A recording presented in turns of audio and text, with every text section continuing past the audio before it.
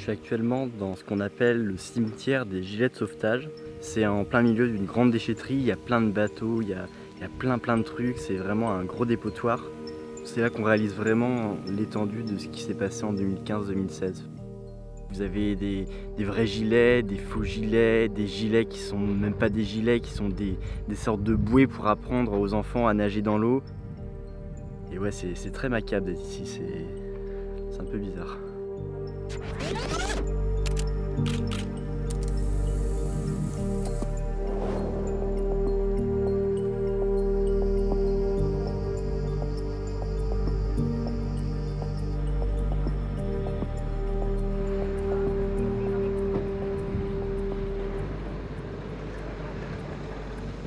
Lesbos.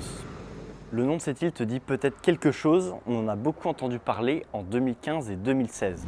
Les migrants et réfugiés syriens, mais aussi afghans et irakiens notamment, se rendaient sur cette île en traversant la mer depuis la Turquie, avant de continuer leur chemin pour rejoindre l'Europe du Nord.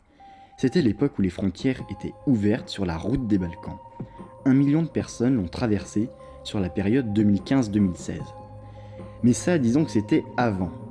Depuis, certains dirigeants de pays européens ont décidé d'ériger des murs à leurs frontières, comme le président hongrois Viktor Orban, qui a installé des clôtures de barbelés aux frontières avec la Croatie et la Serbie, ou la Macédoine, pour prendre un autre exemple, qui a également construit une clôture à sa frontière avec la Grèce. L'Union européenne a également décidé de réduire les migrations vers l'Europe en passant un accord avec la Turquie en mars 2016. Dans cet accord, la Turquie s'engage à intercepter et à ramener sur son territoire les réfugiés et migrants qui tentent de rejoindre les îles grecques. La route des Balkans est donc fermée officiellement depuis mars 2016, ce qui n'empêche pas certains réfugiés et migrants de continuer à passer. Mais il semblerait que cette fermeture de la route des Balkans a quand même découragé les candidats au départ. Alors qu'en 2015-2016, c'était 12 000 réfugiés et migrants qui pouvaient arriver dans une seule journée, l'année dernière, en 2017, c'est 12 000 personnes qui sont arrivées sur l'île de Lesbos, mais sur toute l'année. On peut donc penser que tout se passe bien sur cette île de Lesbos, mais vous allez voir que ce n'est absolument pas le cas. J'ai d'abord essayé de me rendre dans les camps où vivent les réfugiés et migrants. Sur l'île de Lesbos, il y a deux camps. Le camp de Kara Tepe, qui accueille principalement des familles syriennes, et le camp de Moria, qui est le plus grand, qui accueille des Syriens, des Irakiens, des Afghans et des Congolais notamment. Ces deux camps, ils sont à quelques kilomètres de Mytilène, la principale ville de l'île. J'ai donc décidé d'aller dans ce camp de Moria voir la situation. La première fois que je m'y suis rendu, disons que j'ai pas vraiment pu rester indifférent. Les murs sont hauts, il y a des clôtures et des barbelés qui font tout le tour du camp. Rien qu'en passant devant le camp, j'ai commencé à comprendre ce qu'il s'y jouait. Ce camp peut accueillir 3000 personnes et aujourd'hui, il y a 8000 personnes qui y vivent, dont pour moitié des enfants et des femmes. Le camp est donc bondé, à tel point que les nouveaux arrivants s'installent juste à côté du camp dans des tentes. J'ai donc essayé de discuter avec les réfugiés et migrants du camp, mais pour obtenir une interview, c'était beaucoup plus compliqué. On m'a expliqué que beaucoup ne veulent pas être interviewés, tout simplement parce qu'ils craignent les ennuis, notamment avec les autorités grecques. Mais j'ai quand même eu la chance de rencontrer Mapipo. Alors Mapipo, c'est une personnalité. Disons que quand je me baladais dans le camp, il serrait la main de tous les policiers, qui lui serraient la main également.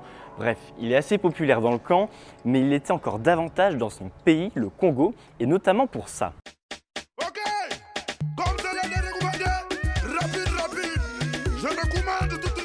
Il était connu dans son pays et me disait plutôt bien vivre. Mais après avoir tenu des propos qui ont dérangé le pouvoir congolais, il m'a expliqué qu'il a dû fuir son pays, ce qui fait qu'aujourd'hui il se retrouve ici avec les autres réfugiés et migrants. Depuis que je suis ici, ça fait déjà...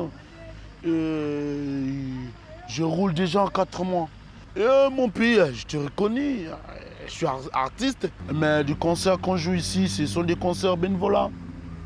Voilà, il faut que tu comprennes les systèmes. Nous, les migrés, on ne paye pas les migrés, tu vois.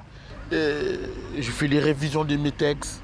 J'ai fait tout. Je suis dans les camps, mais je travaille, je bosse quand même, tu vois. Même sans obtenir d'interview, j'ai pu parler avec les réfugiés et migrants et tous m'expliquaient les mauvaises conditions de vie dans le camp. C'est ce que vous mangez, ça? Une fois par jour. Une fois par jour? Ah yo!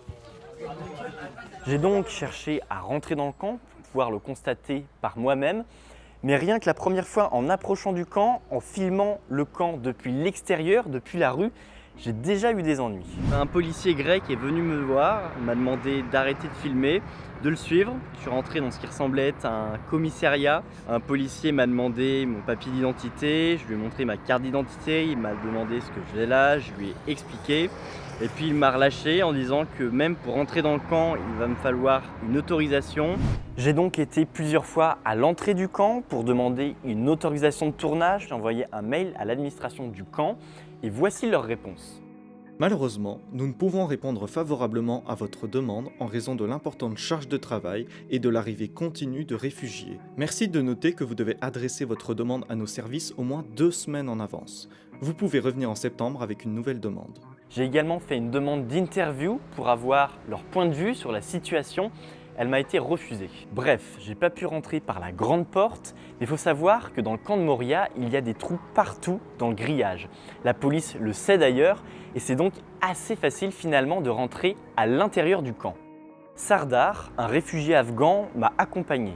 Il a vécu 2 ans ici avant d'en sortir. Il m'a emmené dans le conteneur préfabriqué dans lequel il a vécu. Il m'a fait rencontrer ses amis qui, eux, vivent toujours dans le camp, et notamment son ami qui s'appelle lui aussi Sardar. Il a accepté une interview, mais pour ne pas avoir d'ennui, il n'a pas voulu que je filme son visage. بله اسم سردار تقریبا حدود 2 سال است که اینجا هستم وضعیت اینجا خب ما اول خودم مثال جگرم برای همین فامیلا خون میشه که فعلا هم چقدر گرمی است اونا در زیر چادر زندگی میکنن مثال طفل خورد دارن شیرخوره دارن مثال تمام روز که از بغل خیمه از اینا ما تیر میشیم طفلکاشون گیران میکنن دست گرمی خیلی مردم مرد تا نان درست برشان نمیرسه دکتر رسیدگی نمیتونه ما میریم مثال 5 دیگر پیش دکتر نوبت میگیریم 12 شب نوبت ما میرسه به خاطر 2 تا پرستامول بزرگترین مشکلی نمی است که حالا ما مشکلی نمی داریم که مثال اینجا شبا درست خواب نداریم مثال مردم هاست اینجا درگیر میشه مثال افغان با سوری در میتن نشه میکنن خیمه را در میتن با چاقو میزنن مثال که ما تا دیدیم 1 تانه 7 نفر مرده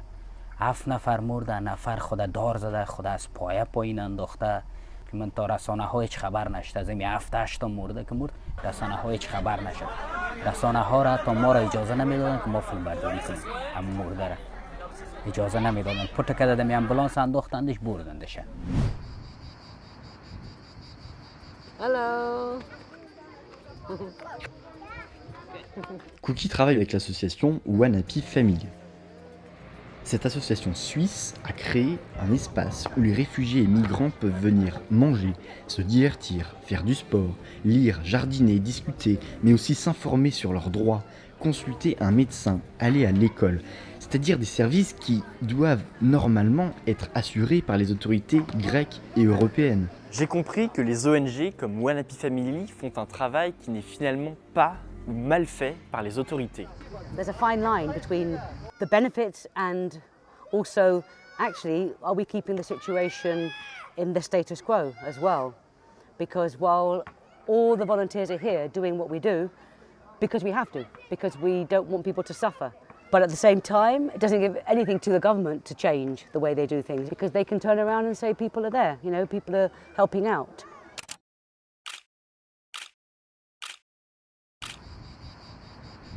Mais je me suis demandé ce qu'en pensait la population locale qui est confrontée à cette situation également. Je me suis rendu avec Antigone, traductrice dans le petit village de Moria, à quelques centaines de mètres seulement du camp de Moria.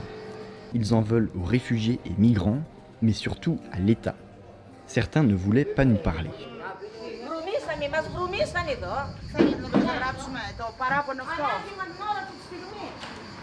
Mais ceux qui voulaient nous parler avaient vraiment beaucoup à dire. Πάνω απ' όλα δεν υπάρχει ρατσισμός, δηλαδή δεν το βλέπει κανένας από την πλευρά του ρατσισμού εδώ, έτσι. Αυτό είναι σίγουρο. Τσαγκάλιασε ο κόσμος, απλώς είναι ότι δημιουργούν φασαρίες, προβλήματα. Εμένα ατομικά δεν έχουν πειράξει, αλλά σε άλλους ανθρώπους έχουν κάνει ζημιές και στα ζώα και στα κτήματά τους. Έχουν βάλει φωτιές Και είναι γνωστά αυτά εξάλλου. Πού είναι οι αρχές, τι κάνα. Ενδιαφερθήκαν να πούν ότι έχουμε 8-10 κόσμο επάνω. Άμα πεις τίποτα, σε λένε μη μιλάς. Ναι, το κατάλαβες. Μα είναι δυνατόν να μπει ο άλλος στο σπίτι σου. Ο άλλος μπήκε στο σπίτι του και τράβηξε την καραμπίνα, γνωστό τώρα που τον έριξε κάτι σκάγια, τον έγνωρε στοιχείο. Δεν είναι σωστό αυτό. Όποιος και να ήταν, και εγώ να θα τον έλεγα, θα τον σκότωνα εγώ κατευθείαν. Εμείς εδώ που είμαστε στο μαγαζί έχουμε γνωρίσει πολύ κόσμο, καλό και κακό. Γιατί τόσοι πολλοί άνθρωποι που είναι εκεί πέρα μέσα είναι λογικό. Αρχή ήρθαν εδώ, ανοίξαμε την αγκαλιά μας όλα καλά, ήρθαν αξιόλογοι άνθρωποι, αλλά με το πέρασμα του χρόνου ήρθαν και άνθρωποι που δεν ήταν καλοί. Όταν περάσετε τα σπίτια μας, τα έχουμε όλα φραγμένα.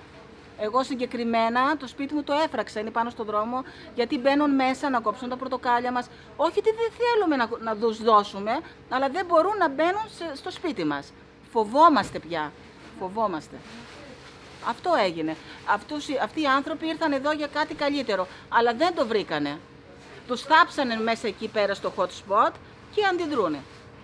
Εγώ έτσι nyothо. Mais alors, comment en est-on arrivé là? Une partie de la réponse est assez simple. Mais d'abord, il faut que je vous explique comment fonctionne le droit d'asile. Disons que tous, réfugiés fuyant les conflits armés, la persécution, et migrants fuyant la misère économique, par exemple, demandent l'asile en arrivant à Lesbos. C'est-à-dire qu'ils demandent le droit de vivre dans un autre pays où ils ne peuvent plus être menacés, un pays en sécurité. Ils deviennent alors ce que l'on appelle des demandeurs d'asile. Les autorités grecques les convoquent à un premier entretien, aussi appelé interview. À l'issue de cette interview, ils décident de leur accorder ou non l'asile. Mais entre le début de la procédure et la décision, il peut se passer jusqu'à 1 an environ. 1 an durant lequel le demandeur d'asile va devoir rester dans le camp de Moria. Les demandeurs d'asile peuvent faire appel de cette décision, dans ce cas ils sont convoqués pour une deuxième interview. À la fin, une nouvelle décision, définitive cette fois, est rendue. Si elle est positive, le réfugié dispose de l'asile et peut vivre légalement en Grèce, prendre un ferry pour Athènes par exemple. Si elle est négative, le migrant est expulsé vers son pays d'origine ou la Turquie. Car selon la Convention de Genève de 1951, seuls les réfugiés, fuyant donc les conflits armés ou la persécution dans leur pays, peuvent obtenir l'asile et le statut de réfugié. Mais entre le début de la procédure et cette deuxième décision, il peut s'être passé entre 2 à 3 ans. Les procédures sont longues et donc les réfugiés et migrants restent dans le camp en attendant une réponse. De nouveaux réfugiés et migrants arrivent chaque semaine dans un camp qui normalement ne peut accueillir que 3000 personnes. C'est ce qui explique la surpopulation dans le camp et la situation explosive. J'ai donc simplement cherché à comprendre pourquoi cette procédure de demande d'asile est aussi longue. J'ai envoyé un mail à l'administration grecque qui est chargée des demandes d'asile sur l'île de Lesbos pour une interview. Je n'ai jamais obtenu de réponse. Je suis donc allé à Athènes, j'ai rencontré Fabien Perrier, il est journaliste et s'occupe beaucoup de ces questions de migration. Il s'est rendu plusieurs fois dans le camp de Moria et on lui a expliqué que les fonctionnaires grecs ne sont tout simplement pas assez nombreux pour traiter toutes les procédures de demande d'asile dans un délai raisonnable. La Grèce, qui sort à peine d'une grave crise économique, n'a tout simplement pas les moyens pour assurer toute seule l'arrivée de ces réfugiés et migrants. Il y a des processus administratifs qui sont très longs et qui révèlent bien que l'Union européenne dans son ensemble, ou plus exactement les gouvernements des États membres de l'Union européenne, n'ont pas forcément envie de voir beaucoup de migrants arriver chez eux sur leur territoire. Donc on préfère les parquer sur les îles en espérant, personne ne le dira, mais en espérant que les migrants, par le bouche à oreille, vont expliquer qu'on n'est pas les bienvenus en Europe et que ça incite à ne pas venir. 19 ONG ont tiré la sonnette d'alarme dans une tribune commune dans laquelle elles dénoncent les conditions de vie dans le camp de Moria. Le gouvernement grec a réagi en annonçant le déplacement de 2000 réfugiés et migrants depuis les îles grecques vers la Grèce continentale. Une nouvelle qui est la bienvenue, mais qui, vous l'aurez compris, ne réglera pas tous les problèmes dans le camp de Moria. Début octobre, j'ai eu des nouvelles de Mapipo et Sardar que vous avez vu dans ce vlog reportage, Mapipo, lui, a la chance de pouvoir arriver à Athènes dans les prochains jours normalement. Quant à Sardar, il a été renvoyé dans son pays, en Afghanistan. Voilà, c'est la fin de ce deuxième vlog reportage. N'hésitez pas également à aller regarder mon précédent vlog reportage sur les réfugiés syriens à Istanbul. Et je vous dis à bientôt pour un nouveau vlog reportage.